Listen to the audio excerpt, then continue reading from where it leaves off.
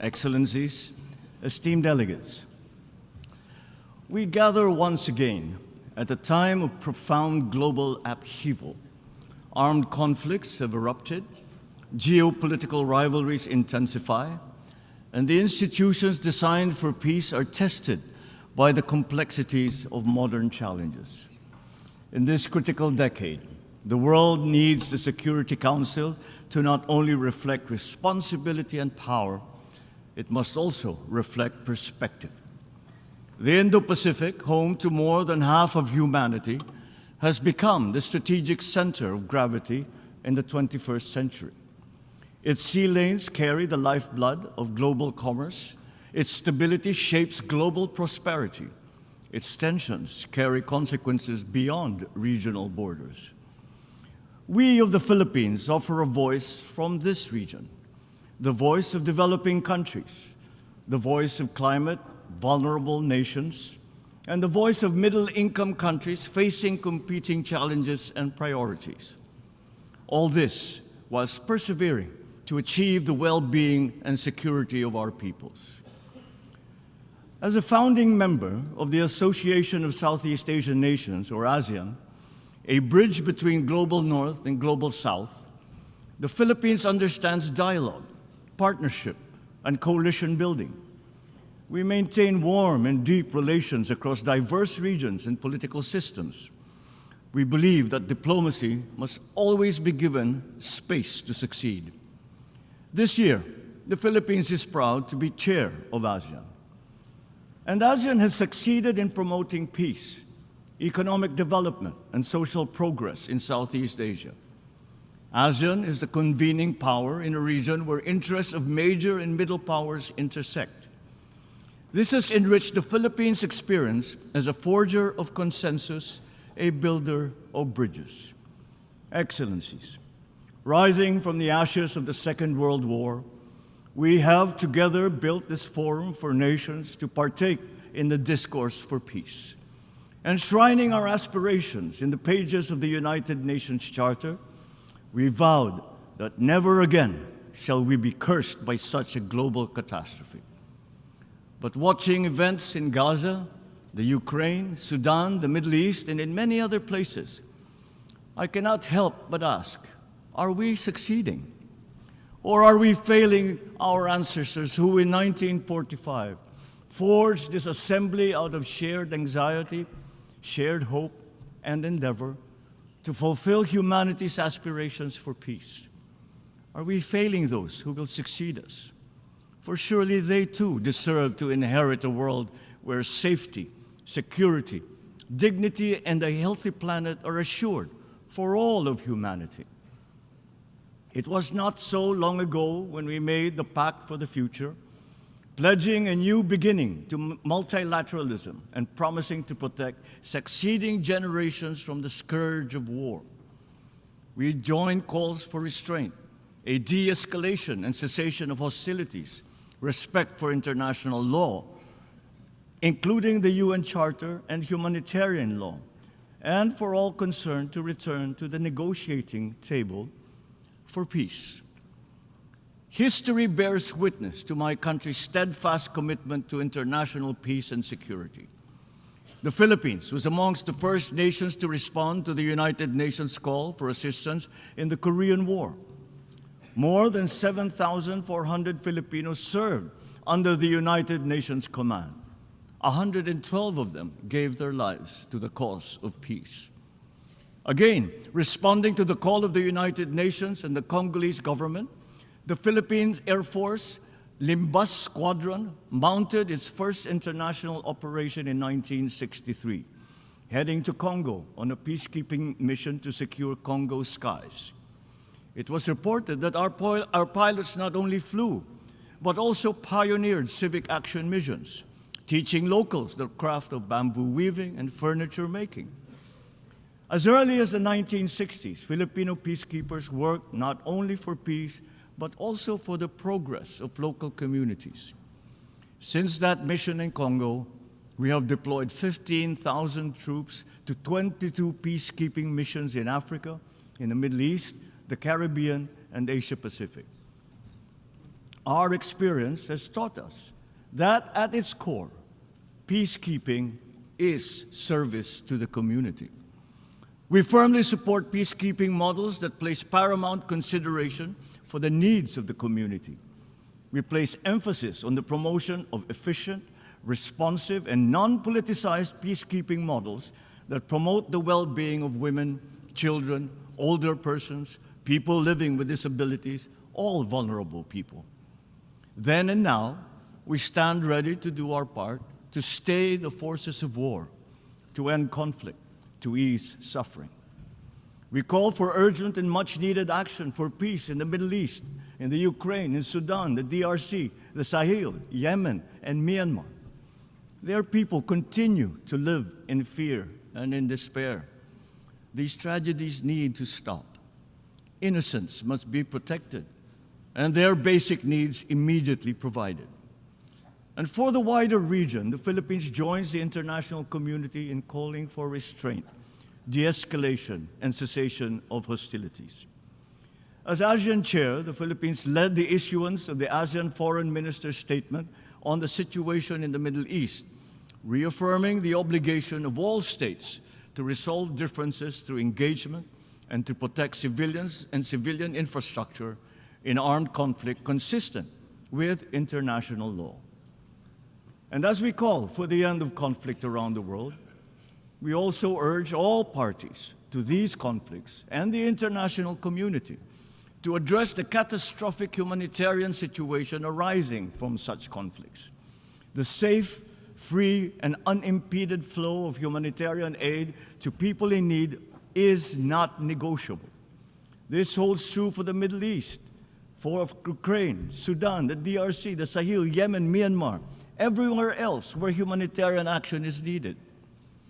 The Global Humanitarian Overview for 2026 indicates that $23 billion is needed to save 87 million lives.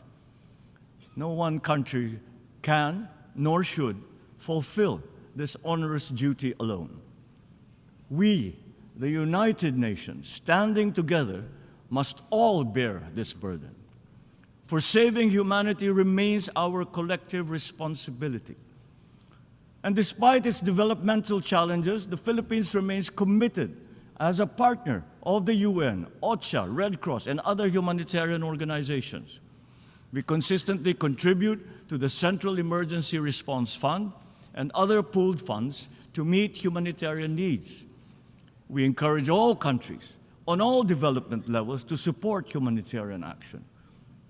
At the same time, we urge all countries to take resolute steps to address the root causes of these conflicts.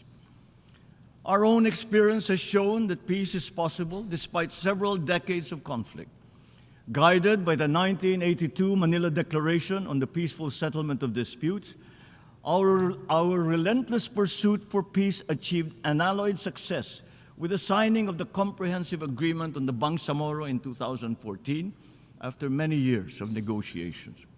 The now peaceful and growing Bangsamoro Autonomous Region in Muslim Mindanao in the southern part of the Philippines stands as a living testament to the transformative power of women to build enduring peace.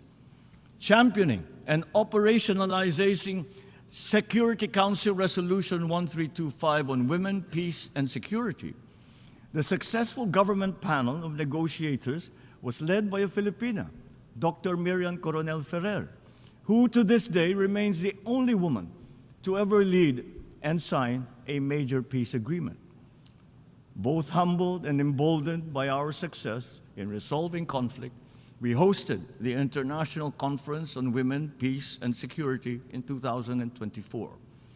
We welcomed 1,730 participants from 75 countries and discussed the roles of women in peace processes, the crafting of national action plans on women, peace, and security, and financing strategies for WPS initiatives, among many other topics. Our National Action Plan on Women, Peace, and Security, the first in Asia, is now in its fourth iteration. Excellencies, war is not the only threat to humanity. Climate change poses the greatest existential test for all our civilizations. For the Philippines, the climate crisis is not a future risk. It is for us a present reality. It reshapes our coastlines, our communities, and even the Filipino psyche. Each typhoon, flood, and period of extreme drought leaves its mark, not only in physical damage, but trauma in the minds of our children. A 2022 survey showed that young people from the Philippines reported the highest vulnerability to climate anxiety. And so we have acted with purpose and urgency, making climate resilience a core component of our national strategy. In 2025, we allocated 18% of our national budget to climate-related expenditures. We established the climate change expenditure tagging system, which allows us to track and to align budget priorities with the National Climate Change Action Plan. To address loss and damage associated with the adverse impacts of climate change, the Philippines was selected to host the board of the Fund for Responding to Loss and Damage. And as host country of the board, we commit to ensure the fund's governance maintains equitable, transparent, and needs-based allocation of resources.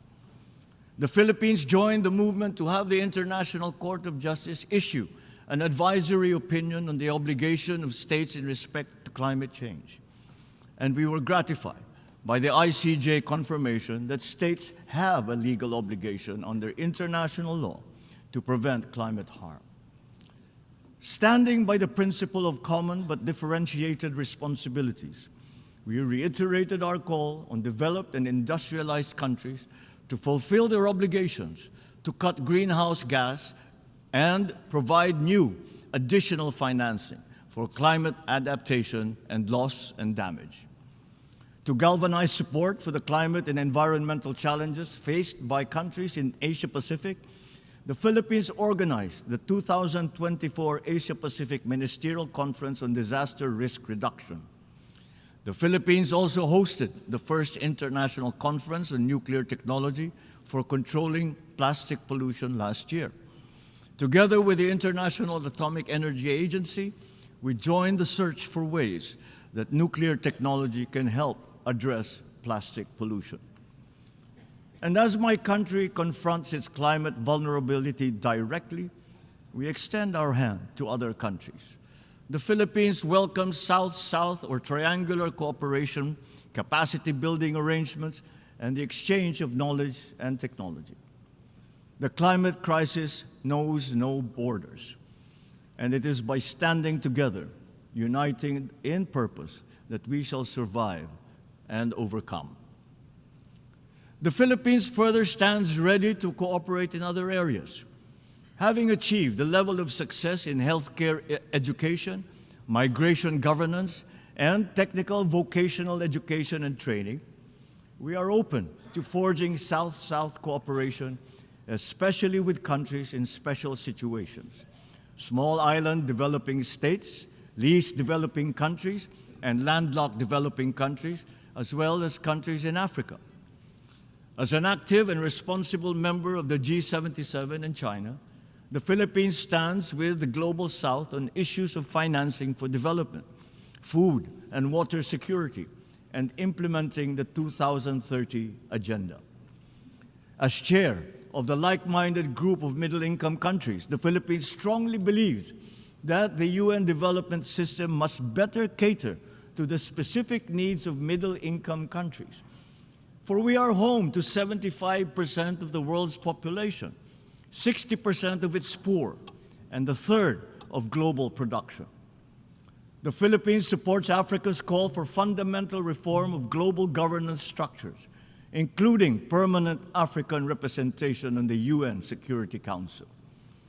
As fellow developing nations navigating often obsolete international systems that were designed without our counsel, we commit to amplifying Africa's leadership in reshaping multilateral institutions to reflect 21st century realities rather than 20th century power structures. We support rebalancing decision-making power in global financing institutions, so developing countries are co-architects of systems that determine allocation, eligibility, and accountability. We must span the technological divide and leverage the power of technology for development, for security. The rapid development of emerging technologies, including AI, present immense opportunity and, as with every powerful tool, significant risks. The Philippines advocates for multilateral cooperation to establish legally binding norms and frameworks to govern our responsible behavior in these novel domains. The Philippines has adopted a national AI strategy which aims to build a robust infrastructure, develop a future-ready workforce, and strengthen innovation. We use AI and seek for it to become a tool for inclusion, respectful of the belief that human dignity must always be the primary consideration. Excellencies, all our efforts will mean little, nor will they endure, without the rule of law and respect for human rights. The Philippines has consistently affirmed its resolute commitment to the rule of law and the promotion, protection, and respect of human rights. Our decision to join the United Nations 80 years ago was anchored in the belief that the rule of law is the beacon that guides our journey towards peace, security, and shared prosperity. We adhere to multilateralism. We uphold the UN Charter. As a responsible state party, we abide by the UN Convention on the Law of the Sea. We are steadfast in our dedication to diplomacy, the peaceful settlement of disputes, and the constructive management of differences to prevent escalation of disputes. We remain faithful to the principles of territorial integrity and the sovereign equality of all states. Our faith and commitment to the United Nations has never wavered in the 8 decades of our membership. We have always risen to the occasion whenever we are called. When the UN demands, the Philippines responds. At a time when the UN diplomats thought little of social issues and considered them unworthy of UN time, the Philippines insisted that social issues were the equal of economic ones. We spoke for vulnerable people of the world, bringing their views to the halls of the United Nations and inviting attention to their needs and their concerns. At a time when equality between men and women was still a contentious issue, the Philippines championed women and prepared the first draft of the CEDAW as a basic working paper for the United Nations. In the 80s, we worked tirelessly for equal opportunities for persons with disabilities during the decade of disabled persons. Holding fast to the inherent equality of all human beings, regardless of race, the Philippines likewise advocated against apartheid. In 1995, when women's rights and the concept of gender equality were under scrutiny, the Philippines sent a delegation to Beijing, and the Filipino chaired the main committee that negotiated the Beijing Declaration and Platform for Action. Filipinos actively advanced the UN Declaration on the Rights of Indigenous Peoples that was adopted in 2007. Many of its provisions echoed the Indigenous Peoples' Rights Act of the Philippines, which we had enacted a decade earlier. We did our part for Rohingya youth by providing opportunities for them in our colleges and universities together with the UNCHR. Our 4-year-old complementary pathways program has developed a graduate last year, with more expected this year. We are expanding the program yearly to benefit more Rohingya students. These efforts are reminiscent of our long-established open-door policy to refugees. Taking in Jews fleeing Europe during World War II, the White Russians in 1949, and the Vietnamese in the 70s and the 80s, the Filipino spirit of compassion lives on for the Rohingyas. We believe that migration is a force for good and that migrants contribute to sustainable development in the countries of their origin, in transit, and in their destinations. Migrants, including seafarers, connect our nations. Their dignity and rights should serve as a unifying principle, not a divisive fault line for governments worldwide. The Philippines champions the Global Compact for safe, orderly, and regular migration and calls on all to support the upcoming International Migration Review Forum. In light of the funding shortfalls faced by the UN, the Philippines has been vocal in its support for reforms that will enable the UN to deliver on its mandates while lessening bureaucracy and fragmentation. Concerned over the UN's current liquidity crisis and amidst strong resistance to multilateralism, we persist in our commitment to this august organization. We paid our regular budget assessments in full within the 30-day due period in January of this year, and we are proud to be included in the UN's honor roll this year. Excellencies, our contributions across the whole spectrum of UN work since its inception are borne out by history. Always ready to be part of the solution, the Philippines has regularly proven itself to be an independent, trusted partner, an innovative pathfinder, and a committed peacemaker.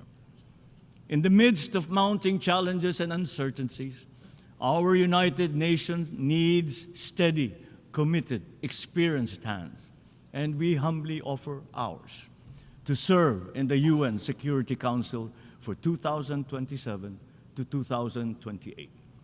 We lodged our candidature mindful that a non-permanent seat on the UN Security Council is not a right of any state, but a privilege earned through consistent, dedicated, meaningful, and concrete partnership in the service of the United Nations and so of humanity. The Philippines stands ready once again to contribute, to help calm voices of division, provide a voice of balance, to shun ambition for service, and always as a voice for principled peace.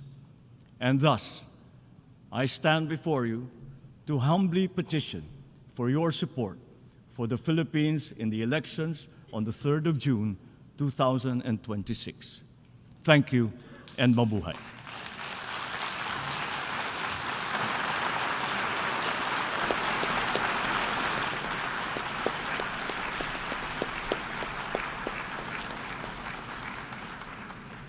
On behalf of the Assembly, I wish to thank the President of the Republic of the Philippines for the statement just made.